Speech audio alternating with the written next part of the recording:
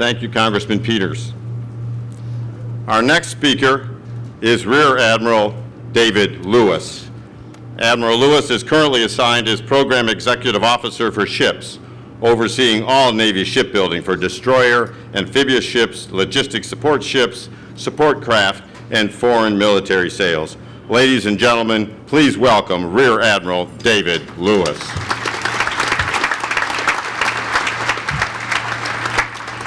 Thank you, Jim. Looks like we have a man down on the port side. How are we doing over there? We're good? All righty. All previous greetings and salutations remain in effect. Transformational change in a society or profession occurs rarely, perhaps once in a century at most. Often, we do not even know that it's happening until it has already happened. Consider the internet. To be involved in such a seminal change and to know that it is happening is thus a real privilege. To be a leader in driving that change is a rare honor indeed. Today, we're privileged to participate in the intersection of two such fundamental changes, one societal and one maritime. Montford Point, the place, represents a key step in implementing true equality in our society. That process started with the Declaration of Independence in 1776, the U.S. Constitution in 1783, the Emancipation Proclamation in 1863, was furthered by the desegregation of the military in 1948 and the Civil Rights Act of 1964. Montford Point, the place, and the people have played a leadership role in that great societal change process. My role here is to represent U.S. Navy shipbuilding and the naval ship design community, so I will dwell on the other transformation we commemorate today, modularity. Montford Point, the ship, is a modular ship. As such, it is the latest incarnation of a 70-year evolution in the concept of the U.S. Navy design, and one that represents our first fundamental change in our ship design process since the reign of England's Queen Elizabeth I in the 16th century. This ship and her modular sisters are revolutionizing the technology and engineering processes that have been embedded in our ship design process for more than 400 years. Aircraft carriers were the first modular ships. From the 1930s, when it became clear that aircraft designs were changing faster than ships could be built or modified to accommodate them, ship designers began to uncouple the details of the ship's design, the mission package, the air wing, from the details of the ship's design. Specific airplanes could come and go, but the ship remained largely unchanged so long as the new airplanes lived within the very broad design limits set by the ship itself. You see the benefits of that process right here in downtown San Diego. In the 1940s, the USS Midway was designed to launch F-4F Wildcats and F-4U Corsairs.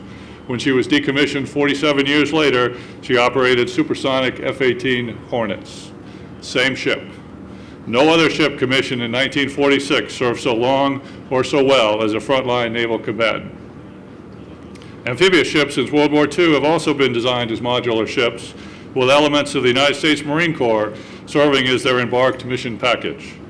There are no more flexible or more capable littoral strike ships than these in the Navy's inventory. Both aircraft carriers and amphibious ships are what I call cross-domain ships. Their mission packages are designed to operate from the sea domain and into the air or land domains, creating an engineering problem which defined their need for innovation.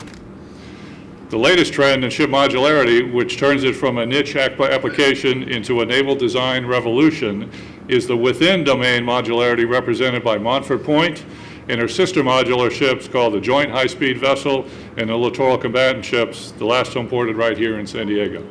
The LCS ships, Freedom, Independence, and Fort Worth, have 180-ton mission packages that can perform any warfighting mission you might choose to imagine. JHSV-1, USNS Spearhead, currently operating from Virginia, has a 600-ton mission package capable of performing any non-combatant role you might want.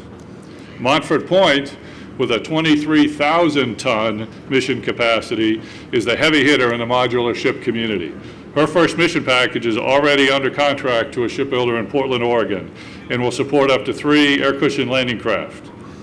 Her modularity, defined by her prodigious mission deck, will ensure her usefulness for decades to come, as yet undefined warfighting requirements will be designed to fit within her massive hull. To use an emerging term of art, Montford Point has the capability to have a capability. Today, we do not know the details of what that future capability may be, but we do know that we are providing a ship today that can support almost any naval mission or technology a future naval leader might desire.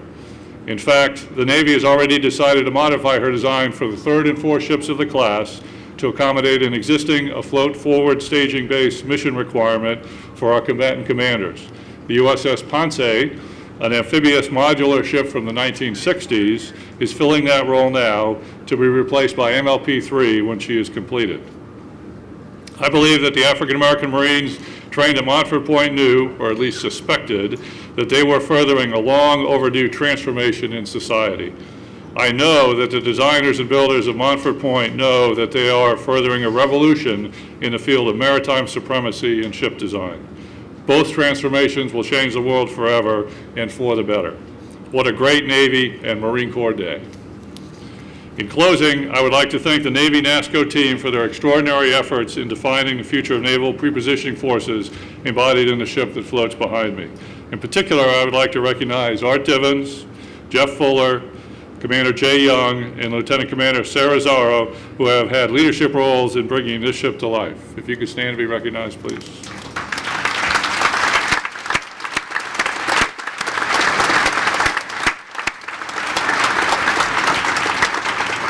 But above all, I would like to thank the Montford Point Marines for their extraordinary examples of selfless service and for paving the way for us all. Thank you.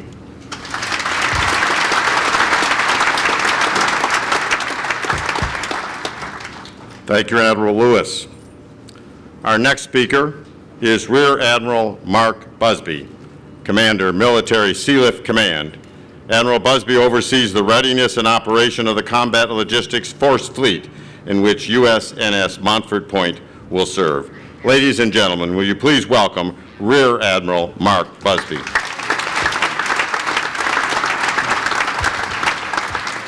Thank you, Jim.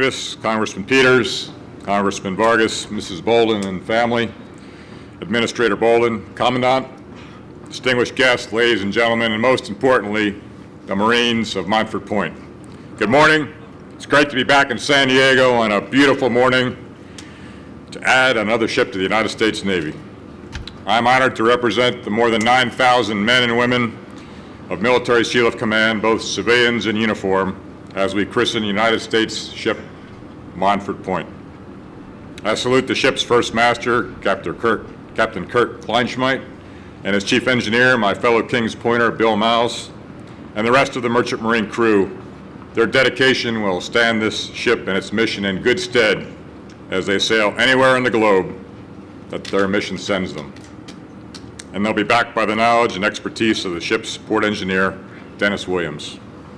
When it comes to sacrifice, none know it better than the brave Marines who passed through Camp Montford Point. They were the role models for a long line of Leathernecks who believed in nation and patriotism before self. They were the first of their class. It is therefore fitting then that this ship, USNS Montford Point, be the first of its class. It's also fitting that it will be crewed by merchant mariners from our operating company, Ocean Shipholding Incorporated, sailing under the Military Sealift Command house flag. Like the Montford Point Marines during World War II, our merchant Marines have never hesitated to complete the mission, even when that mission put them in harm's way.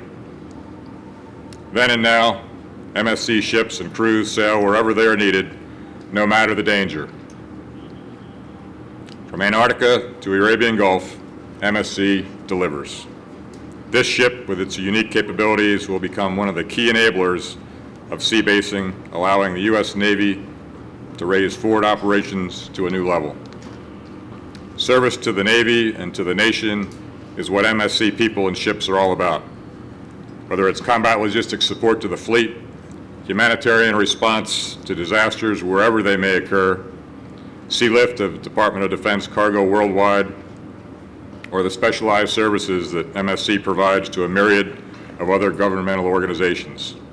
I hope that you, the Montford Point Marines, will be proud of this ship that bears your legacy on the transom and up on the bow.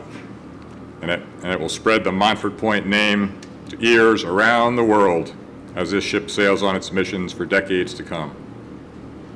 And who really knows? Yeah.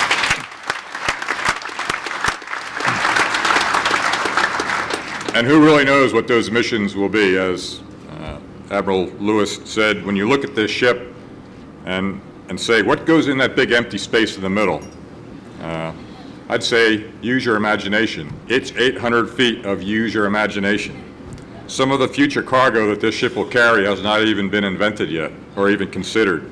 Yet this flexible ship will have the capability to improvise, adapt, and overcome, just like the Marines she is named for.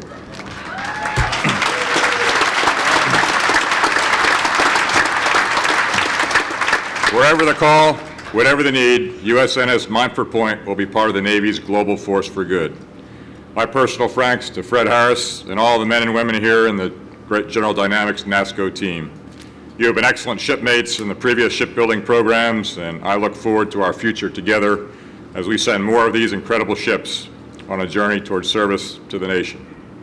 To my senior construction representative, Mr. Than Carr, and his hardworking staff, I offer you my thanks and a salute for your exceptional guidance and oversight of this new program.